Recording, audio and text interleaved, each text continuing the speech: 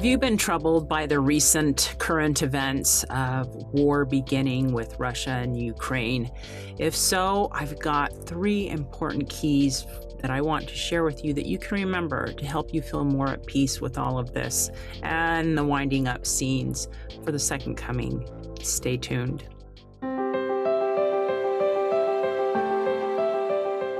Welcome to Stories of Hope in Hard Times, the show that explores how people endure and even thrive in difficult times, all with God's help. I'm your host, Tamara K. Anderson. Join me on a journey to find inspiring stories of hope and wisdom learned in life's hardest moments. Hello and welcome to another episode of Stories of Hope in Hard Times. I'm your host, Tamara K. Anderson, and today we're going to talk about a not very fun topic, but we're going to look at it through the lens of faith. And probably like me, you've been disturbed the last little bit watching things unfold between Russia and the Ukraine and the war going on there. And you're wondering, what can I do? My heart goes out to, the people being invaded. And it's just a hard situation to watch when we've had a relative amount of peace recently. And so I thought today that the most important topic that I could talk about would be 3 key things to remember in times of war.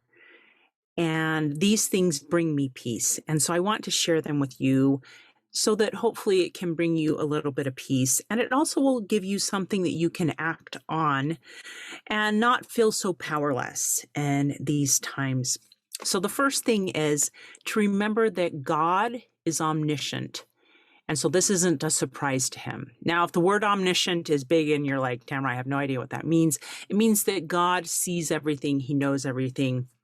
And so the idea that Russia invaded Ukraine is not a surprise to God. He saw this in the winding up scenes before the second coming. In fact, it's even prophesied about in the Bible.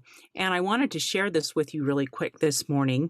You can find it in Matthew chapter 24. And Matthew chapter 24 is an amazing chapter that talks a lot about some of the key signs that we're going to see before the second coming of Jesus Christ. And in the beginning of Matthew 24, he gives this key sign of the time. He said, "And ye shall hear of wars and rumors of wars. See that ye be not troubled, for all these things must come to pass, but the end is not yet. For nation shall rise against nation, and kingdom against kingdom, and there shall be famines and pestilences and earthquakes in divers places. All these are the beginning of sorrows." So I want you to pause right there. And I know that these verses are kind of like, well, I don't want to hear that. But I just want you to know that God knew this was going to happen.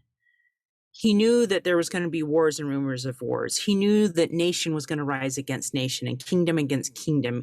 He's prophesied these famines, the earthquakes, the tsunamis. All these things are part of the signs of his coming. And I think they're God's way of trying to wake up the people on the earth and try to get them to pay attention that things are changing, things are happening.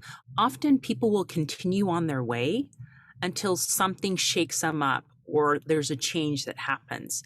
And so these changes, these natural disasters, these wars and rumors of wars, these give people the opportunity to pause and ponder and hopefully turn their hearts to God. So just be at peace and remember that God knew this was going to happen. This is not a surprise to him, and he's got it all figured out. And we know how this is going to end. We know who's going to be coming in the clouds of glory. So this is all a prelude to Christ's second coming. And as believers, that is something we are looking forward to and praying for with more earnestness the closer we get. Because the pandemic was terrible. Let's be honest. That was no fun.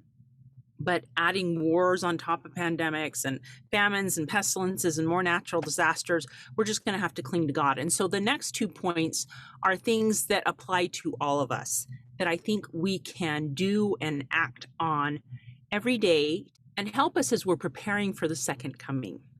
The second thing that I wanted to bring out is that we are all at war already. So you may be going, well, Tamara, I'm not at war. So I wanted to share with you another couple of verses in the New Testament that talk about how we are all already at war.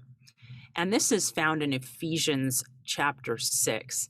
And this is one of my all-time favorite parts of the New Testament because it applies so much to our day as well. And this is what Paul wrote to the Ephesians. He said, "For we wrestle not against flesh and blood, but against principalities, against powers, against the rulers of darkness of this world, against spiritual wickedness in high places." Does that sound like life right now? I know it does for me. My battles lately have not been picking up a gun and fighting against another nation. They have actually been more of the spiritual battles where I'm battling for those I love and for the challenges that they're facing. And there seems to be an increasing number of attacks against the family, against God-fearing people, against goodness. There is just this huge attack. And I think it's because Satan knows that we are at the end of times. He knows that his time is limited. And so he has just marshaled his forces and they are attacking with everything we've got. Think of the increase in suicides. People are being more and more diagnosed with depression and mental illness challenges. I know I've seen this in my own family. And so these are things that are real. These are things that we're battling every day. And so even though we may be looking at this war in Ukraine and thinking, oh my goodness, a war is starting again. There's a war already going and we are in the midst of it and we're battling. And some of us are losing some battles and some of us are fighting our very hardest, and we are coming out with bloody knuckles and scraped legs. Some of us may feel like we've been stabbed. We've been fighting so hard for ourselves and for our families. I know if you feel that way, you're not alone, because I feel that way too. And sometimes it's hard. But this next part is the key. This third key will help all of us, no matter if we're facing a physical war or a spiritual war. And that is we need to learn to act. And God teaches us two key things, both in Ephesians and in Matthew 24, that we can do right now to begin acting, to prepare ourselves and to insulate ourselves from these physical and spiritual battles that we're facing on a day-to-day basis. The first one is here in Ephesians 6. And this is what he says in verse 10. "Finally, my brethren, and I will add my sisters, be strong in the Lord and in the power of his might. Put on the whole armor of God that ye may be able to stand against the wiles of the devil." And then skipping to verse 13. "Wherefore take unto you the whole armor of God, that ye may be able to withstand in the evil day, and having done all, to stand." That is the key right there. We are not strong enough for this onslaught of evil on our own. We're just not. But we are strong enough with God. We are strong when we put on his armor every single day. And we defend ourselves and our families. We are God strong people. And there is a power in that. And that is how we withstand and stand in the evils of our day. Let me read to you what that looks like. "Stand therefore, having your loins girt about with truth, and having on the breastplate of righteousness." So right there, we're talking about learning the truth, having righteousness be on our hearts. Next, your feet shod with the preparation of the gospel of peace. So we are preparing the way for the gospel of peace to be shared. Next, above all, taking the shield of faith, keep your faith strong, wherewith ye shall be able to quench all the fiery darts of the wicked. Powerful. Take the helmet of salvation. When you think of salvation, do you have Jesus on your mind? Is he there? Is he protecting you? Is he who you're thinking about all the time? Is he the one you're turning to when things are hard? That's what we need on our mind. So the helmet of salvation and the sword of the Spirit. I love it that our only offensive weapon is a sword. And it is not only that, it is the sword of the Spirit. We learn that the Spirit is the third member of the Godhead. Oh my word, you guys, we have a member of the Godhead right at our disposal. That is how we battle. That is how we fight. We are God strong when we have this armor of light on each of us. Final thing, praying always with all prayer and supplication in the Spirit, and watching thereunto with all perseverance and supplication for all saints.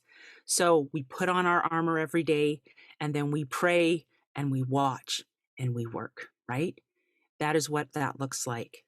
Put on your armor. What does that look like for you? For me, putting on the armor of God every day means praying and connecting with God every day and asking him to help me to arm myself and those I love. I pray for each of my family members by name that they can have their armor on that day, but they also have to make that choice themselves. Are they doing things that help them put that armor on? Are they thinking about Christ? Are they reading their scriptures, even a verse a day, to help put that armor on and protect them? Are they thinking of things that help reinforce their faith, or are they feeding their doubts? And that's another key thing that I'm noticing in religion in general, is that a lot of kids are feeding their doubts and looking for answers to questions. And when they can't find them, they doubt and they leave God and his family. And so we need to keep having faith and trust that God will answer those questions in his own time and way. Doubt your doubts before you doubt your faith. Religious leader Dieter F. Uchtdorf said, doubt your doubts before you doubt your faith. That is key in these latter days before the second coming. All right, one final thing before we go. In Matthew 24, so he listed a whole bunch of signs of the times, including these wars and rumors of war. He talks about iniquity abounding and the love of many waxing cold. But here's key in verses 13 and 14. But he that shall endure to the end, the same shall be saved. And this gospel of the kingdom shall be preached in all the world for a witness unto all nations. And so as we strengthen ourselves, we can share our witness of Christ. We can share our witness that these things are not unknown to God, that he knows this is going to happen. We can share our testimony that when we see these things happening, it's not something to be troubled about, like it said earlier in the chapter, but this is something that is inviting people to look to God to find the answers. Look to him, come to him, and he will help you feel peace. He also invites us in verse 15 to stand in the holy place.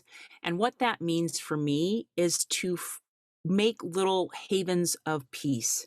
For me, I have an office, a little tiny room in my home where I read my scriptures and I say my prayers and pray about what I need to talk about on my podcasts and stuff like that. And that is one of my holy places. Going to church can be a holy place. Maybe being out in nature is a holy place. Climbing on top of a mountain. I know many ancient prophets climbed mountains to feel like they were in holy places. So find your holy places and stand in those. Stand. And he does promise us in verse 22 that for the elect's sake, those days, meaning these days of tribulation, shall be shortened. So pray that those days will be shortened. We want to deal with this for as short amount of time as we possibly can. And my friends, we know how this battle is going to end. We know that Jesus Christ is going to come. So when we see these signs, he invites us, know that it is near, even at the doors. When? It says in Verse 36, but of that day and hour no man knoweth, no, not the angels in heaven, but my Father only. So we don't know when it is, but we can tell that it's getting closer by the increasing frequency in these signs of the times that we read about in Matthew chapter 24 and in other places in the Bible. So my friends, 3 key things to remember in times of war. 1, God is omniscient, and this is not a surprise to him, so don't be troubled. Number 2, we are all at war. We read about that against principalities, against powers, against rulers of darkness in high places. Satan has increased his battle, but that doesn't mean that we're alone. And that puts us to number 3, how we can act since we know these things and we see these wars, both physical and spiritual. We can put on God's armor every day for ourselves, teach our families to do it as well, and those we love, and then help spread his word to the world.